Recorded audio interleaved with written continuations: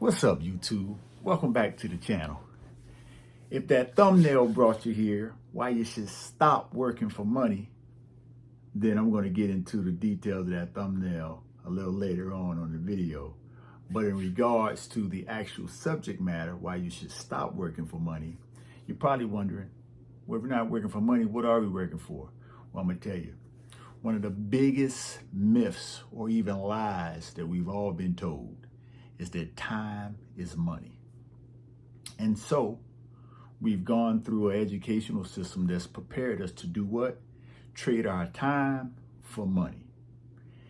And there's only so much time in a day, and depending on your skill set, chances are you're going to be limited on the amount of money that you can actually make.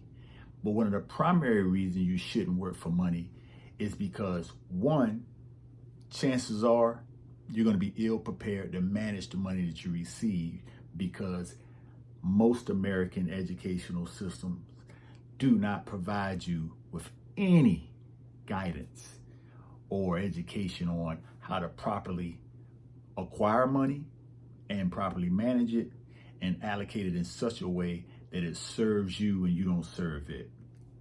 But if you're not going to work for money, then what are you going to work for? I'm glad you asked. You want to work for assets.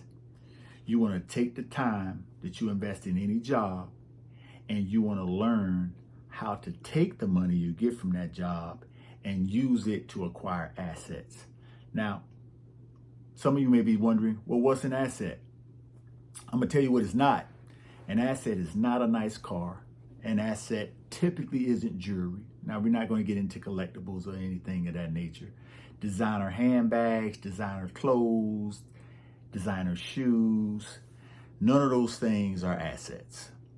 But one of my favorite definitions of assets came from this guy by the name of Robert Kiyosaki. He's the author of Rich Dad, Poor Dad. What the rich teach their kids, the poor and middle class do not. And he simply described an asset as something that puts money in your pocket, opposed to a liability, which is something that takes money out of your pocket. Now, what does that mean? My job puts money in my pocket. Actually, it doesn't. Your labor and trading your time for the labor is what puts money in your pocket. If you don't show up to that job, chances are they're not going to pay you any money. An asset's going to pay you whether or not you show up on a daily, weekly, or regular basis or not. And I'll share with you, as we dive into the subject matter, different types of assets that you can acquire. But what I want to do first is make sure that we're clear that working for money and money for itself is not going to allow you to obtain a level of financial freedom and autonomy over your life that simply collecting a paycheck does not allow you to do. So what do? What do? How do you go about not working for money and working to acquire assets? Well, first and foremost, you need to find out what an asset is. So we explain to you that an asset is something that puts money in your pocket. There's three types of assets. There's real estate, there's equities, which is stocks, and then there's businesses. And you can either start a business, aka create a business, or you can buy a business, or going back to stocks, you can buy into existing businesses and become a shareholder in certain companies. For example, I'm sure everybody here knows what McDonald's is. You probably got an iPhone, which is Apple. You probably search for everything on Google, and you do all of that either on a MacBook or Microsoft Surface Tablet Pro. All of those companies, as my good friend Gerald Peters would say, are all in the money flow. It's all around you.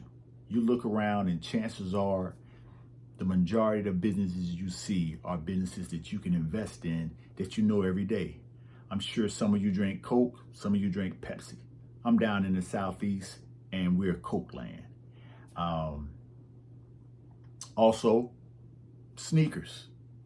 Some of you either have Nikes, Adidas, Reebok, and all of those are publicly traded companies that you can take for the price of a pair of Air Jordans.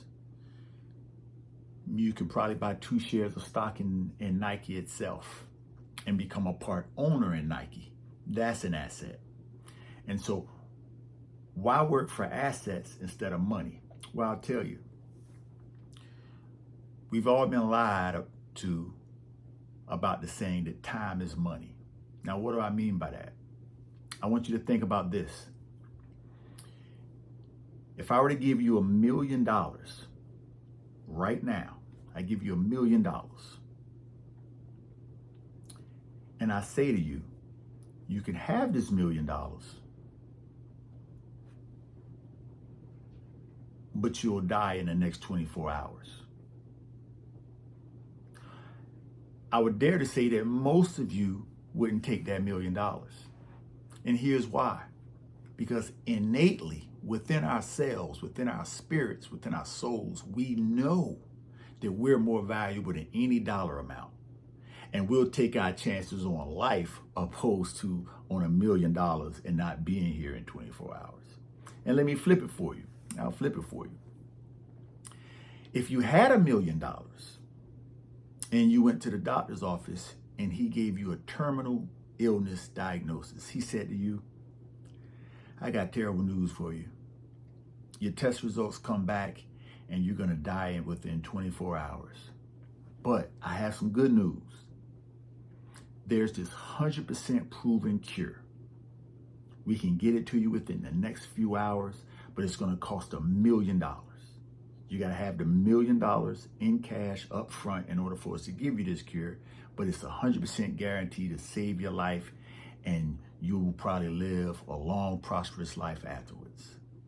How many of you would let that $1 million go?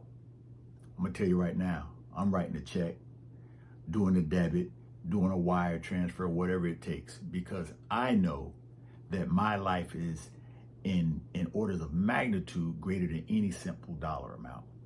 And so we know innately that time is the greatest asset of all.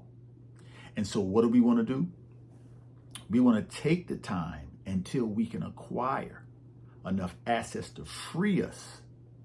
And what do we want to get free from? We want to get free from the monotony of the day-to-day going back and forth, trading our time for labor. And some of us, I believe it was Earl Nightingale that said, there's river people and there's gold people. River people are the people like your LeBron James, your Michael Jordans, your Michael Jacksons, your Taylor Swifts, your Denzel Washingtons.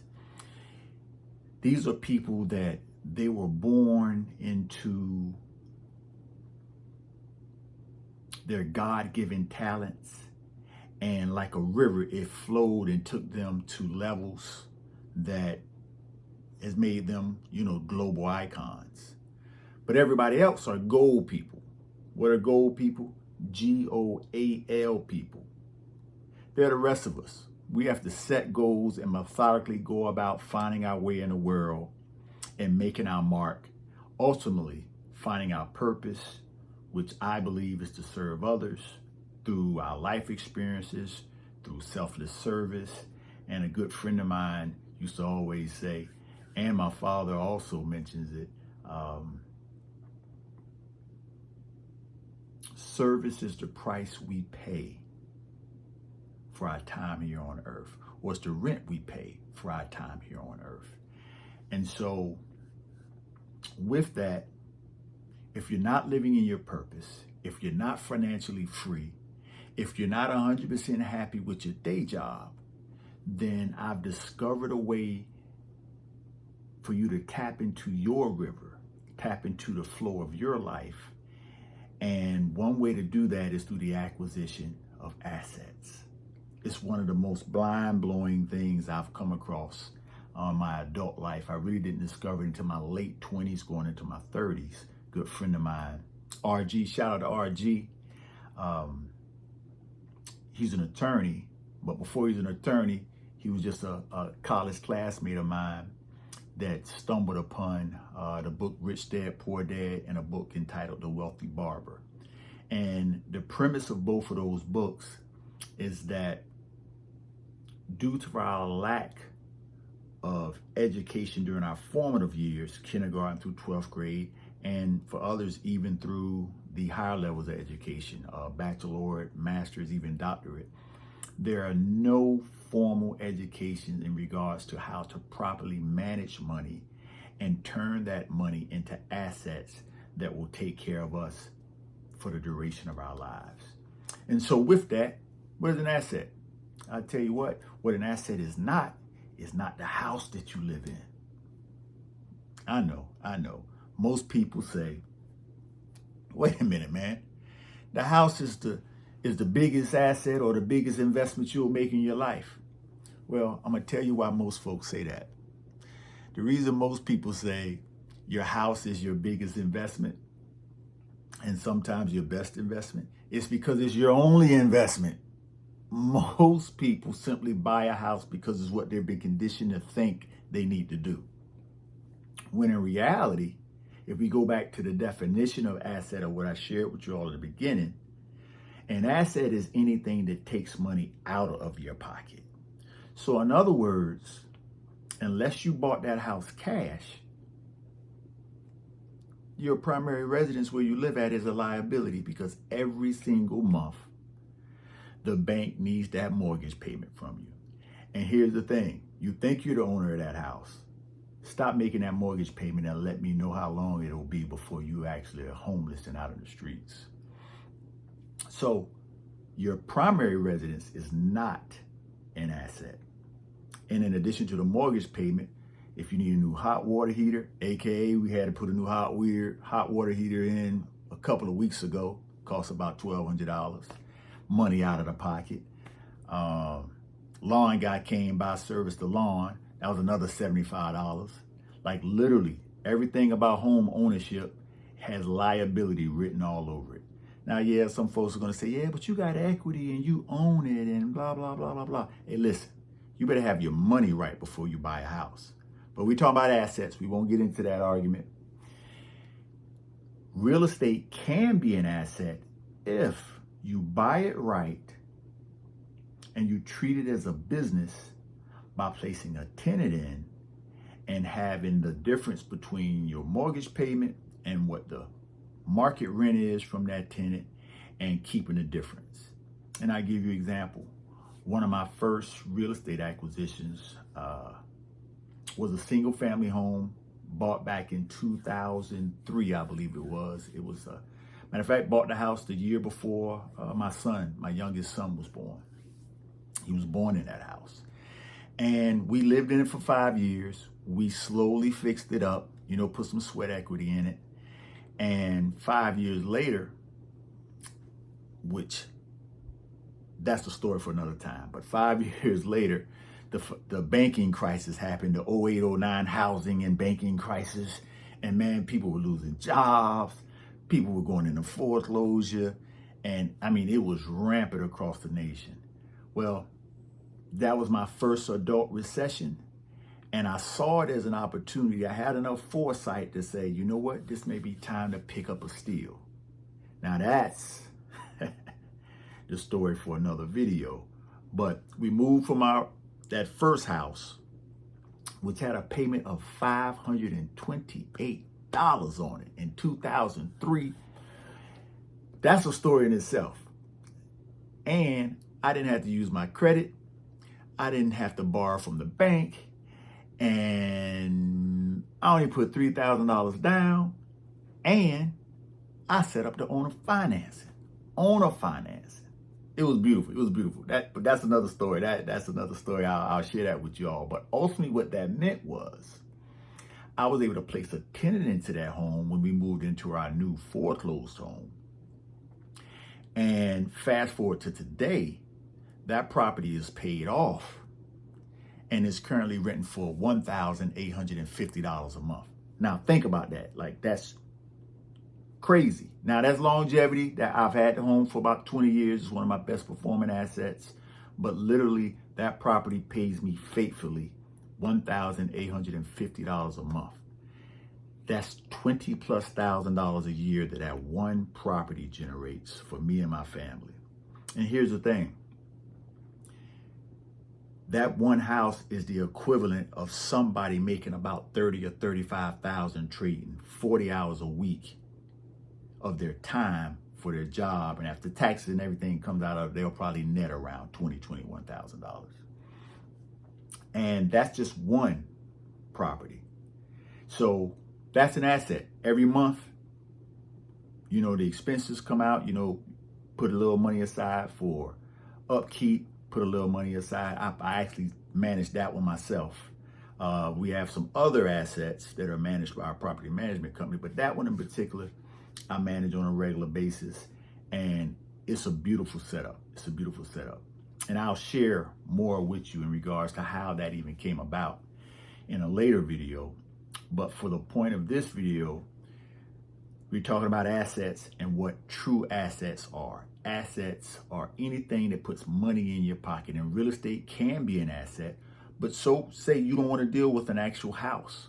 Well, you can buy what they call a REIT, R-E-I-T. It's a real estate investment trust. And you can buy it on the stock market. And they pay dividends, which the REIT itself, and I'll give you like one REIT that's very popular. There's a couple of them. It's SPG and ticker symbol O. O Realty. O Realty is a mega commercial real estate trust, or real estate investment trust. And then there's SPG. They own a lot of the United States, like shopping malls. They have Nordstrom in it, all the high-end stores, and they collect rent from those, and they pay their shareholders a dividend, typically every 3 months or once a quarter.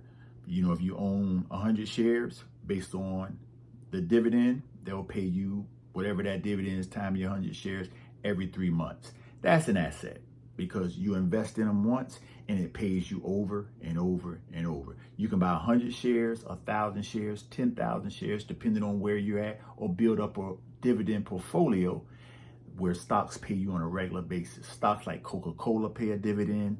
Apple via iPhone pays a dividend. There's so many. Home Depot pays a dividend. There's so many companies that you can take the money that you've acquired and allocate it, and it'll pay you a dividend. And then, of course, you have a business. You can buy into a franchise, or you can start a business that doesn't necessarily involve you, and that business pays you weekend after weekend after weekend, or month after month.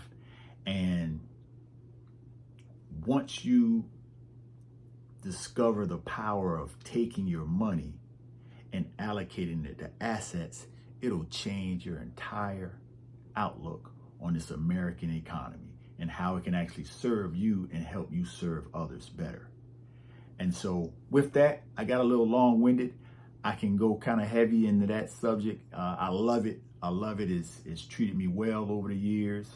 And what I hope to do is just share some of the adventures that investing in assets, going to work.